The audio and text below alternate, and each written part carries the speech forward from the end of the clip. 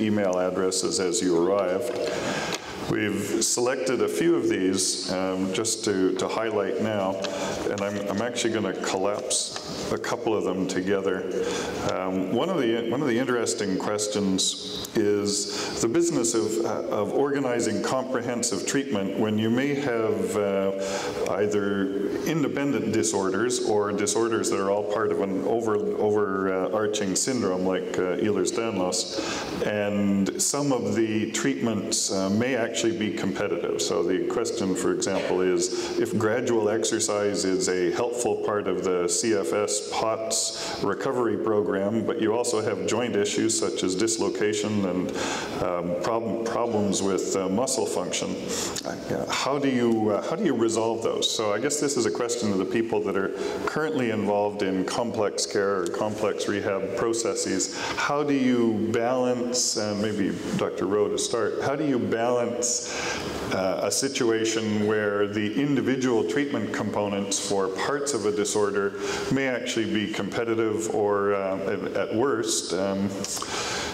actually bad for other parts of the disorder?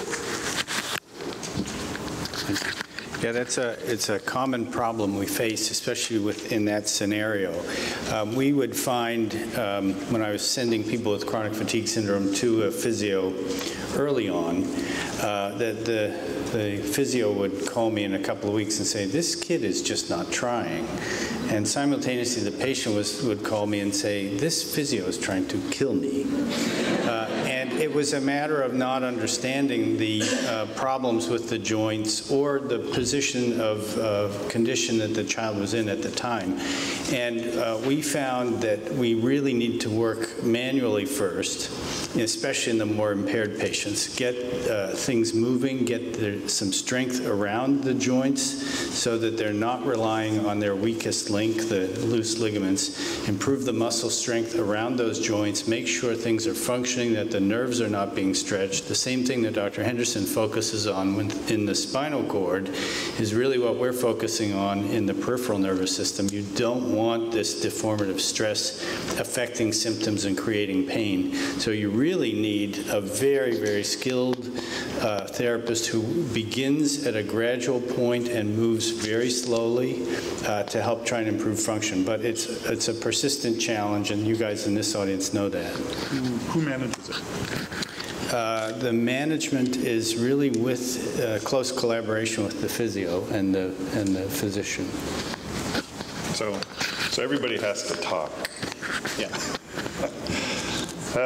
So that brings us to a variation on the same question in a way. And I apologize for perseverating on system things, but those are some of the things you can manage some days. What suggestions does the medical community have on who should be the person consolidating all the patient diagnoses and trying to find the best options? In theory, it should be the primary healthcare provider, but they may not have the knowledge. This actually applies to almost all complex diseases or complex syndromes. Now, maybe Dr. Gordon, do you have a comment on where we should be looking for that kind of expertise? Well, I think it has to be developed. I think these centers that actually are, whether they're virtual or one size that actually have expertise in developing them, look at the world literature and try to develop treatment protocols or guidelines and use that to educate the community. So you have to have the answer. You can't have conflicting, or you can have them, but one needs to have a better idea. So knowledge and education, I think, is good. That's what we need to develop, I think.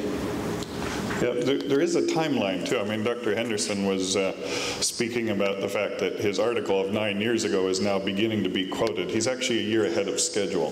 The current estimate in knowledge translation world is that when something is established in research, not just at the maybe this might help stage, but that this is absolutely definitely working and useful stage, it currently takes 10 years until it becomes common practice, not even universal practice. So you must have have been a hit because you're a year ahead of schedule. But, you know, that process of knowledge translation is a big deal. Sorry, did you want to say something, Dr. Mendoza? Yeah, I think that it's a challenge. I think that it's a challenge that we have not figured out, because as you have noticed today, a lot of the people that have spoken are specialists, and the way that the practice is set up, we should be able to see a lot of the patients, but we should be able to see them for aspects of the care.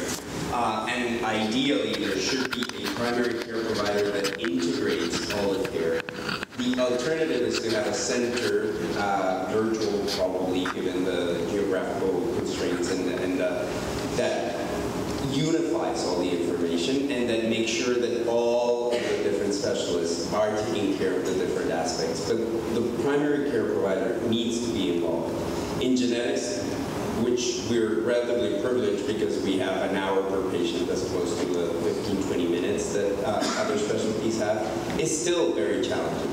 And so I agree that we need to educate, but I think that there needs to be a center of a hub that makes sure that all the services are connected and that exams are not repeated, and that when a case is facing a difficult decision about surgery or not, the appropriate people are involved in advising that family on their options.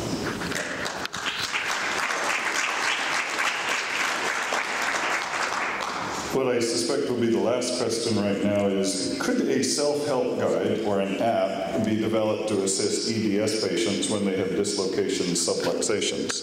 It isn't always feasible to go to the hospital. Currently, when patients try to force a reduction, for example, there can be additional trauma. Could we adapt first aid guides for reducing dislocations in the field from wilderness medicine and military medicine, for example? Not sure who wants this one, but Sandy, where are you in the being the queen of networking, peer support, and self-help guides? Yeah, well, that's one of the things that we'd like to work on together with you. Yes, of course. Yeah. And any comments from any of the physicians or anyone, particularly physiotherapy or physician who deals with the EDS on a regular basis and may have some thoughts about the business of dislocations and reductions and so on? Dr. Henderson.